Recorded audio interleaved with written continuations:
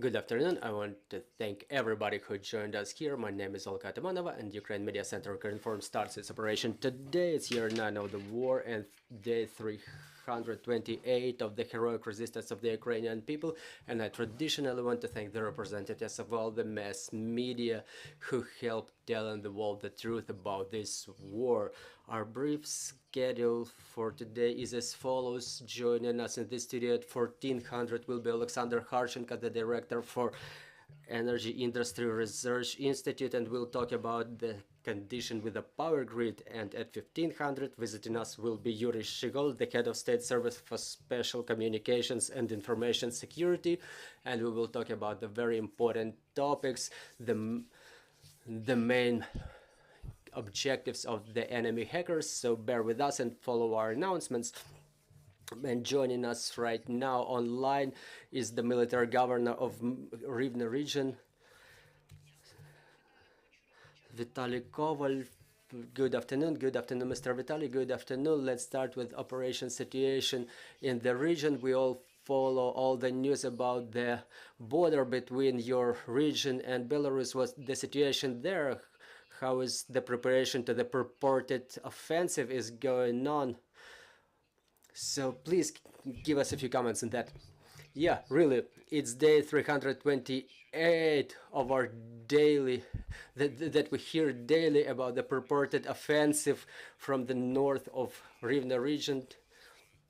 And we got tired of listening to all those forecasts. We don't divinate on the coffee, and the situation, I can tell you, is as follows. 229 kilometers of the border are infringible. There is no concentration of the enemy forces observed on their side of the border, but it doesn't mean that within the next days or weeks or months the situation is not about to change. So there is a task set by the President of Ukraine, and there is the understanding of our tasks in coordination with the operations group of Volyn forces, but we keep reinforcing our engineering structures. We prepare the landscape to meet the enemy, and we have a full understanding, full synergy, and we understand that we should use every hour, every day for reinforcement. Today, Rivne region is stronger than yesterday, and tomorrow it will be yet stronger. It's a permanent process, and we will never stop to prepare the lines of defense until the very day of victory. Thank you for this information. Mr. Vitaliy, what's the situation with the power grid in Rivne region? Are there any emergency power shutdowns implemented, or everything goes according to the schedule? Yes, unfortunately, just like all of Ukraine, we suffer the lack of electric energy. We have the joint power grid, and even the fact that we have the nuclear power plant in our region that keeps operating today under normal mode, that there are repair works in progress on one of the blocks, but the rest of the blocks are operating in normal mode and they generate electric power. But there are restrictions, and the amount of the electric power we're getting is not sufficient. That's why there are scheduled rolling power shutdowns in place. The population is our priority, but let's not forget about the industry, because we have to keep the jobs, we have to keep the inertia that we had in year 2022. The region coped well with the challenges of the martial law. We got more tax income comparing to previous year, and it's very important to continue this positive dynamics. As to the electric power, is the sufficient amount of megawatts, and we don't have emergency shutdowns for the time being. You mentioned the Rivne nuclear power plant. We understand how important is this facility for our power grid. So how ready are we to protect this facility? We already have an experience. Sometimes it's a negative experience of Energodar and Chernobyl nuclear power plant. So all lessons are learned. So today the defense of the nuclear power plant is #1 priority. It's a top priority. Is the biggest employer of our region. 7,700 jobs are provided by this facility. The town of Varosh is the satellite town. The defense is prepared. The territory of the town is broken down to the districts of responsibility. There is constant cooperation and communication between all the defense forces, armed forces, territorial defense forces, National Guard, and patrol police. And we realize it's only 60 kilometers from the border that this nuclear power plant is located from the enemy. But those 60 kilometers are impossible bogs and forests and deeply echelon defense of our region. Well, you mentioned about the growth of local budget income. I think, correct me if I'm wrong, it happens due to relocation of our business and a huge number of internally displaced persons. And regarding those internally displaced persons, what is the dynamics? Is there a growth in population of your region? Well, I'll start with from the end of the question. Yes, we have a positive dynamics. It's around 1,200,000 people in Rivne region. It's 47,000 more people than it was before the February 24. The region accepted 84,000 of such internally displaced people as of today morning. There are 59,239 persons left of those internally displaced. There is a daily migration, maybe like 100 new people internally displaced coming, and around 150 leaving the region. We don't see a huge inflow of the internally displaced persons now. Meanwhile, we expected it with the advent of winter, but the situation is stable, so I would call it stable in Rivne region as well. And as to the growth of the budget income, it happens due to the stable operation of the businesses. We see that such programs as 579, they widen the business and its advantages to work honestly now, because the government pays back business those tax losses, I would call them.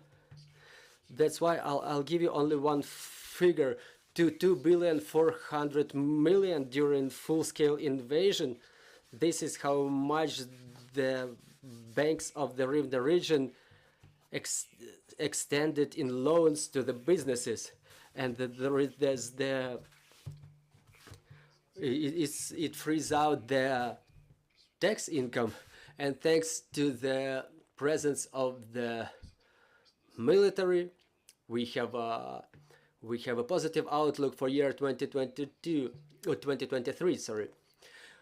Well, the Rivne region was associated with amber for Ukrainians before the full-scale invasion. So what's going on with the legalization of amber mining?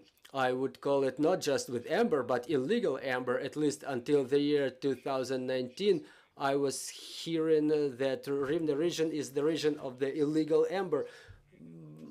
But back in 2019, thanks to the initiative of President Zelensky, there was a law adopted for criminalization of illegal mining of amber, and now we already passed the point of no return.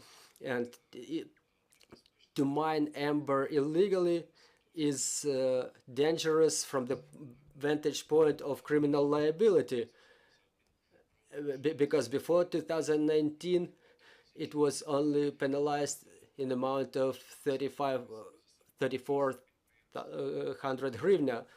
Now there are 8 enterprises working in the legal field within the year 2022 we received 10,400,000 payments of rent, save for other taxes paid by those enterprises. So I'm only talking about the rent payments. It's a very big result. There was a 61 bid held, and 101 million hryvnia was paid to the state budget for operation of the land plots under rent.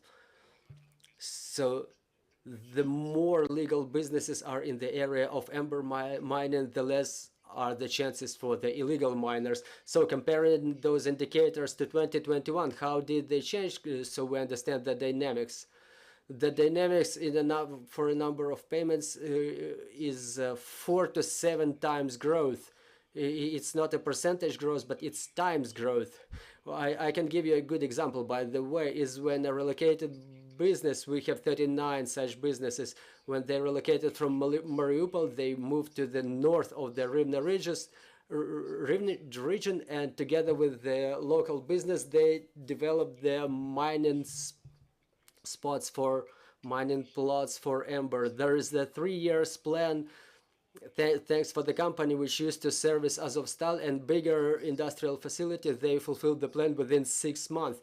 So this is how we feel the synergy. Thank you, Mr. Vitaliy. We have questions in our studio. Please represent yourself. Irina Mamchur, Ukrinform. Just recently you stated, and now you just confirmed, that in the borders, in the north of the region, there is the construction of fortifications of the defense lines, the anti-tank trenches, fortification engineering installations.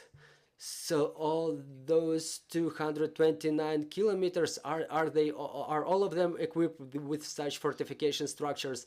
And also, could you say, was there any resolutions discussed for those fortification installations to make them more complex?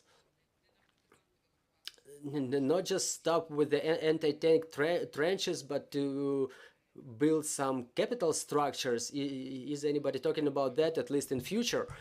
Well, thank you. It's a good question.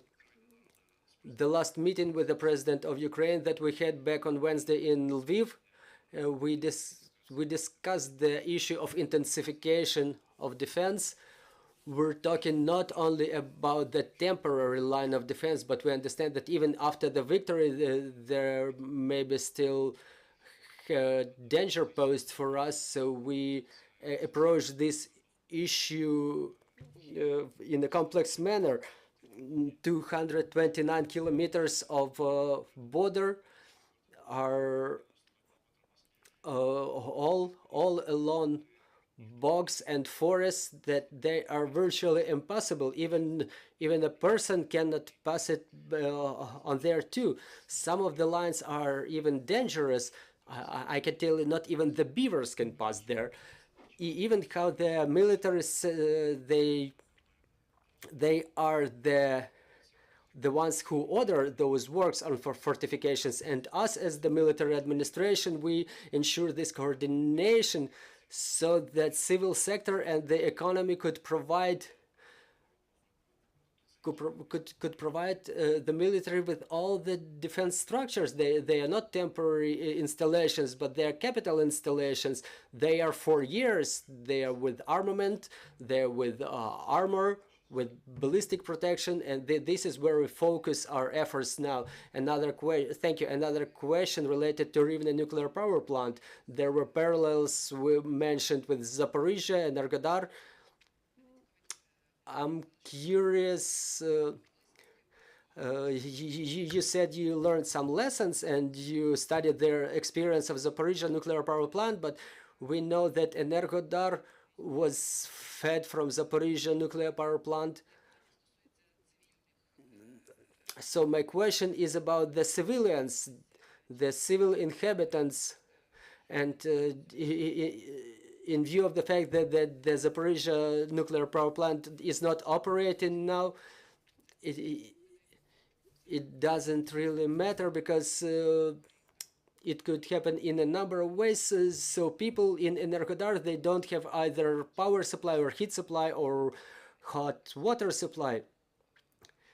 Is there a similar situation in Varosh, for example, or other settlements, other towns which depend on Rivne nuclear power plant? And did you think about some backup option in case, God forbid, but in case anything happens to Rivne nuclear power plant? Well, thank you for the question. I'm telling you,